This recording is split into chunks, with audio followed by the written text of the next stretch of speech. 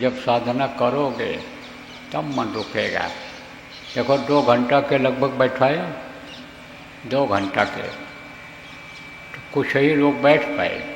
मैं थोड़ी देर के लिए यहाँ कुछ देर बैठा था, थोड़ी देर के लिए मैं उठकर चला गया था, क्योंकि हमको अभी जाना भी है, काम भी हमारे जिम्मे ज़्यादा रहता है, तो हम थोड़ी देर ही बैठ पाते हैं। तो हम थोड़ा बैठे, 1 घंटा के लगभग बैठे और उसके बाद उठकर चले गए। लौट के जब आए देखे तो थोड़े ही लोग बैठे थे जो भजन बराबर करते हैं, बाकी सब कुछ तो दौड़ के वहाँ पहुँच गए। पहले हम पहुँच जाएं, अपनी बात कह लें। देखो हम किसी का कुछ सुनने वाले नहीं हैं और हमसे न कोई कुछ कहना।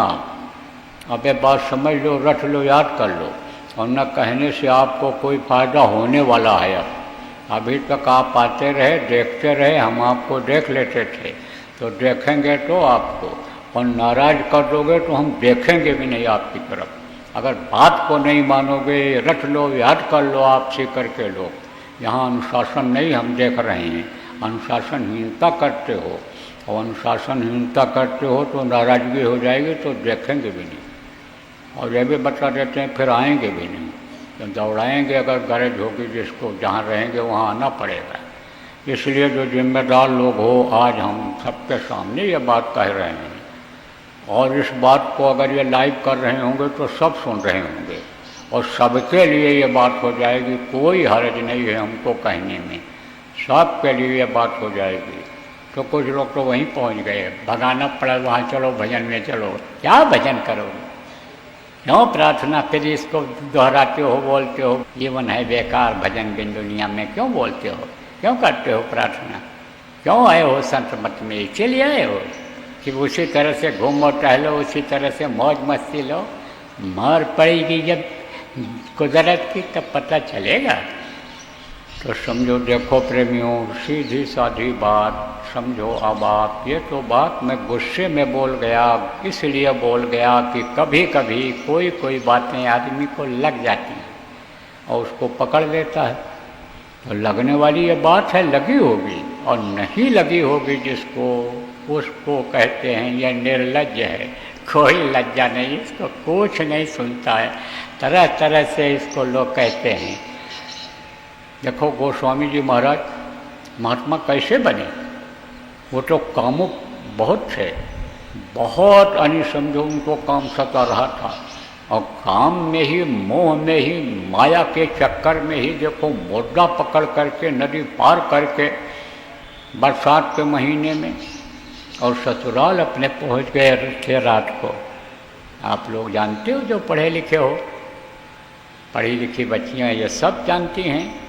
तो अब आप ये समझो, लेकिन जब वो पहुँचे, उनकी औरत ने जब डांटा कि अस्तचरम देह में तामे ऐसी प्रीत, ये नासमान शरीर, ये देखो अनुसरण गलन पैदा होने वाले शरीर से तुमको इतना प्रेम है, और तुम रात को चले आए 12 बजे चुपचाप मेरे कमरे में घुस गए।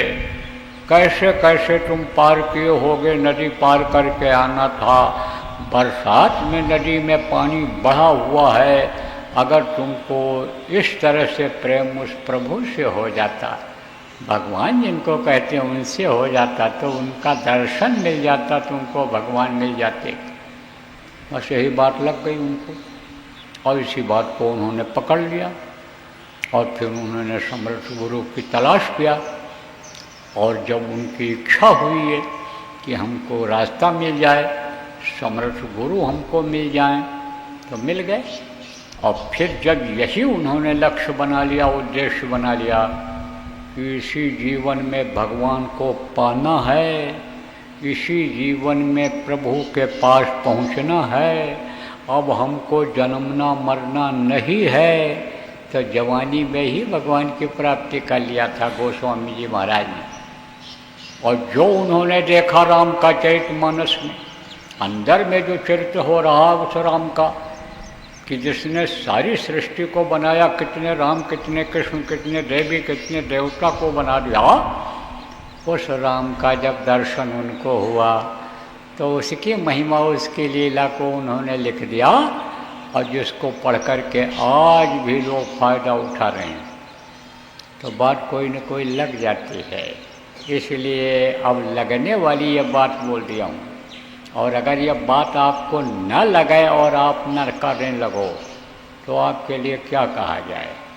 आपके लिए तो कहा जाए मूर्ख हृदय नचेत, जो गुर मिले विरंच सम। कहते हैं ये तो मूर्ख है, एक तो कुछ जानता नहीं है और कुछ कहो तो मानता नहीं है, तो अब इससे कौन बात करेगी, छोड़ो इसको। देखो प्रेमियों,